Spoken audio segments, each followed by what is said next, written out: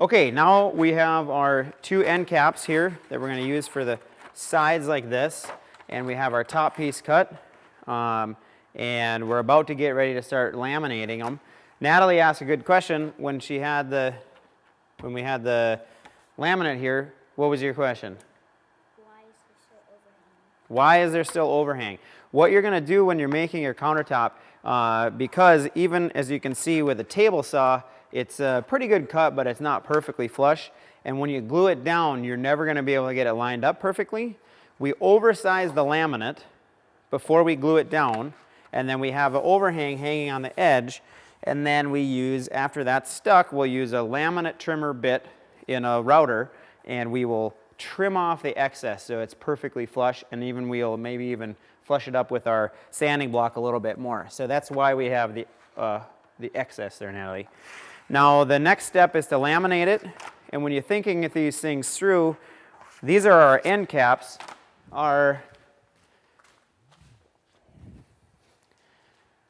And this is our bull nose molding that we're going to use on the front to give it a nice rounded finished front. We have to do them in a certain order. If we put the end caps on first, and then put the countertop on, and then put this on, then what happens?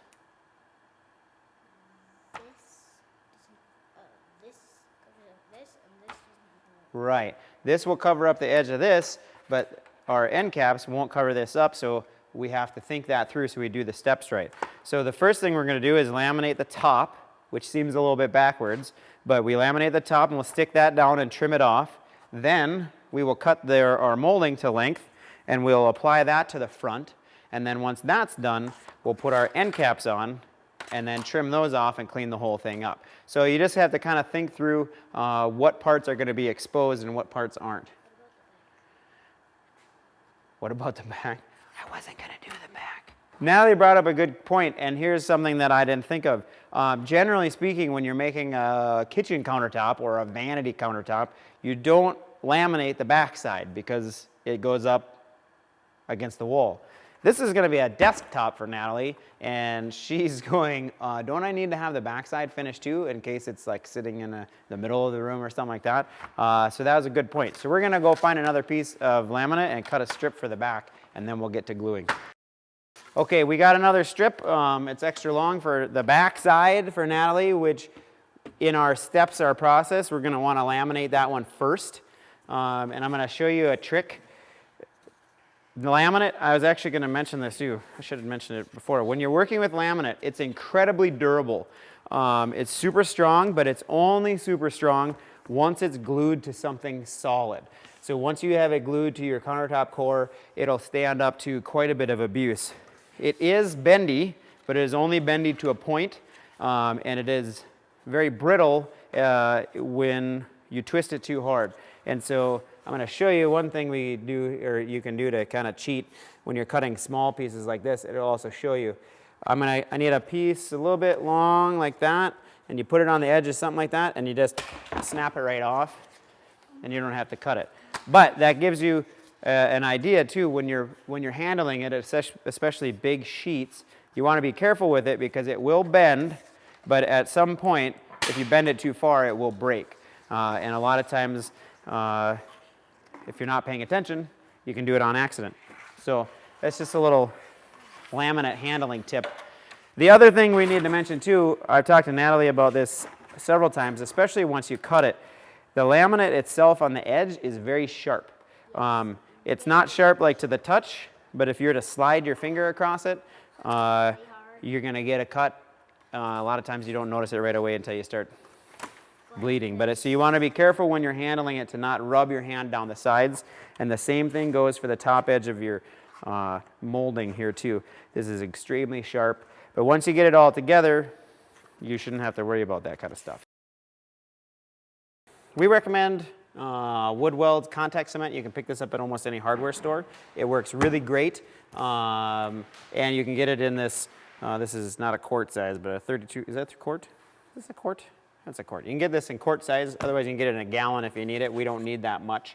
And then to apply this glue, what you're going to do is we're going to put a layer of it on the back of the laminate, and then you're also going to put a layer of it on the wood of whatever you're gluing it to. And to do that, you're going to just use a brush. I recommend a throwaway brush if you're going to do that, just like a cheap one. Otherwise, a roller works really great. And this was, you know, like a little throwaway kind of roller deal that we're going to use today. So the first thing we're going to do is make sure that our surface is really clean.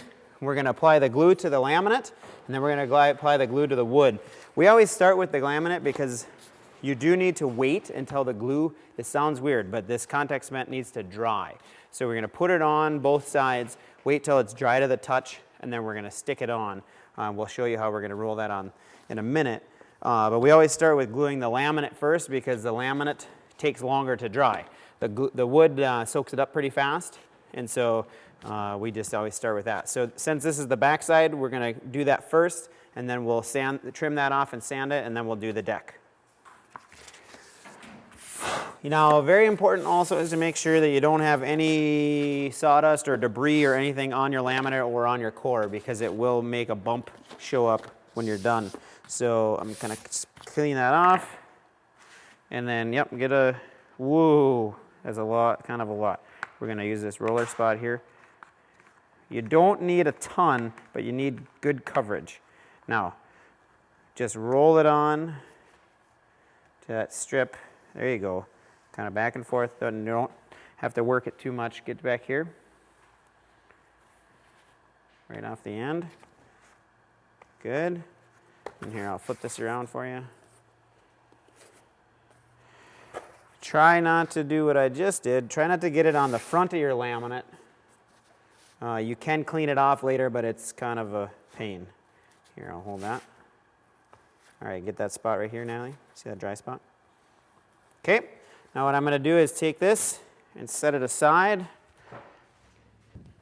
And then without even probably getting any more glue on it right now, Natalie, you need to put a layer of glue on the front edge.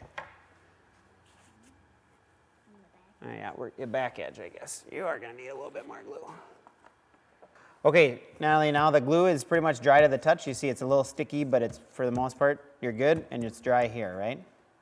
Okay, so now what we're going to do is we're going to stick this on this end. Again, we made this bigger than the countertop is, so we want a little bit of an overhang on each side. So we'll help together, and you come down this side. Now the other important thing is as soon as these two things touch each other, they're never coming apart. So what we're going to do is hold it off, don't put it on there, and get it lined up on the top. Yeah, just like that. Perfect. Now start, there you go. Now stick that on. Now push it on with your hand. Now that we have our edge stuck on by hand, we're going to push it on with this, it's called a J roller. Again, you can buy this online at our store. And all this does is multiply pressure, because in order to get a good adhesion, those two pieces of glue together, you have to push them together as hard as possible. Okay, Natalie? Now you're going to take this and you're going to push and roll all the way down like this, kind of working on it like that, until you get all the way down and all the way to the back. But remember how brittle this is? Do not roll on the part that's hanging off the edge here, because that will break and snap. We're going to route that off in a minute. So if you can work your way all the way down there. Just push and roll.